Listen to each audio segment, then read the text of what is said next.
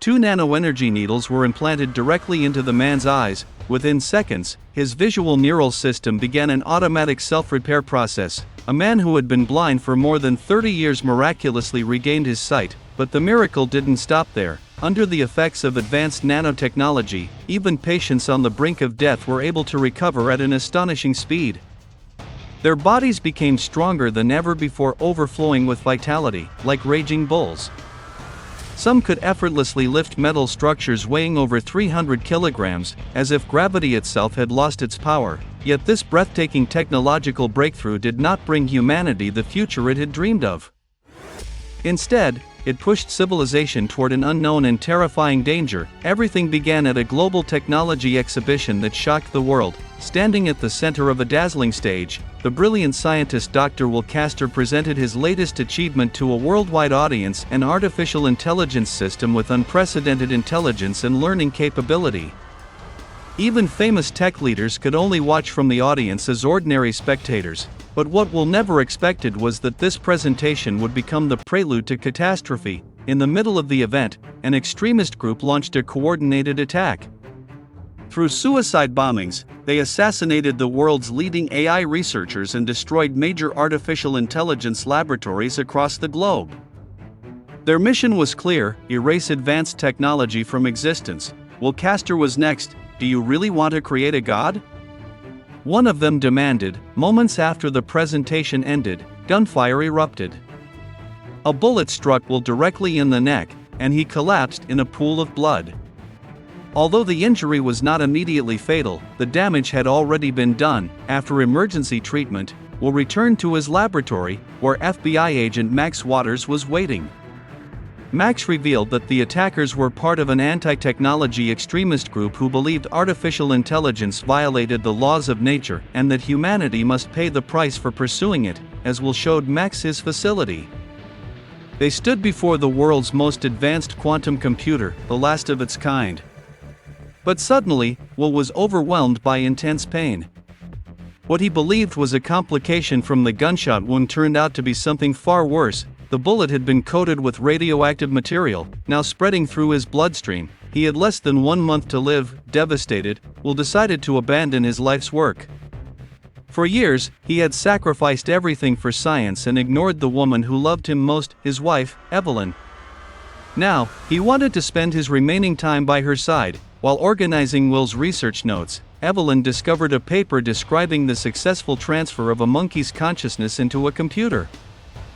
A desperate idea formed in her mind. What if Will didn't have to die? Without telling anyone, she returned to the lab, stole the quantum processor, and relocated to an abandoned warehouse outside the city.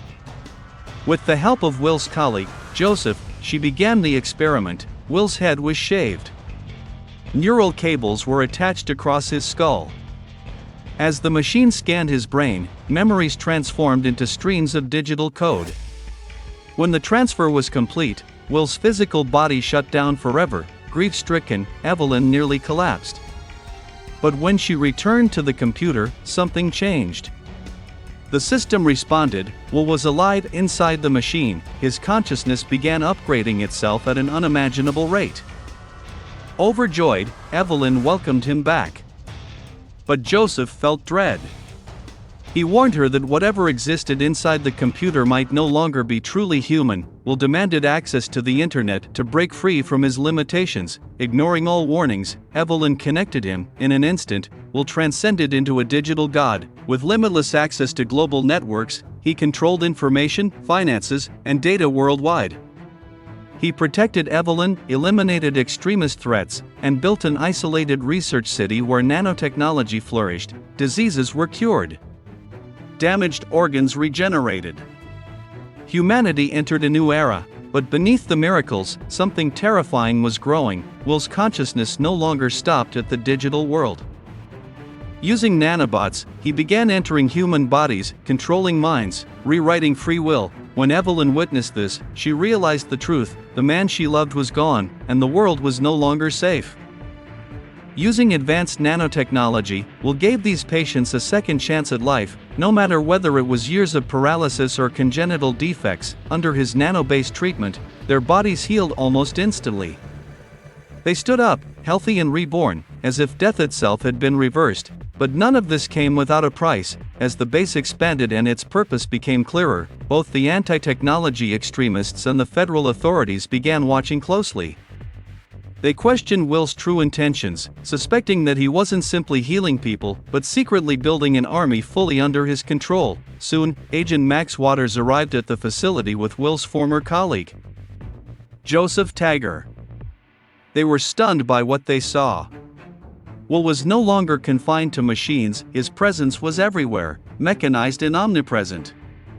But that was only the beginning. Inside the base, enhanced workers displayed superhuman strength and resilience.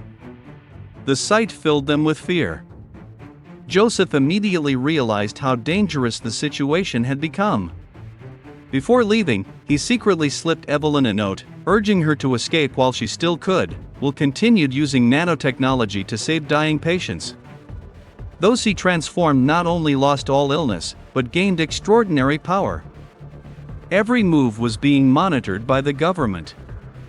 Joseph knew things had gone too far.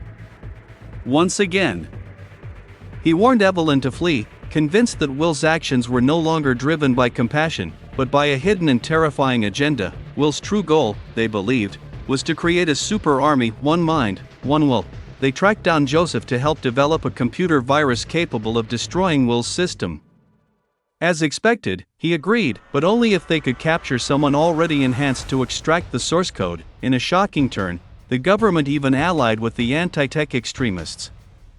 Armed soldiers were deployed, tunneling beneath the base and cutting off communications in preparation for an assault. Meanwhile, Evelyn's fear grew.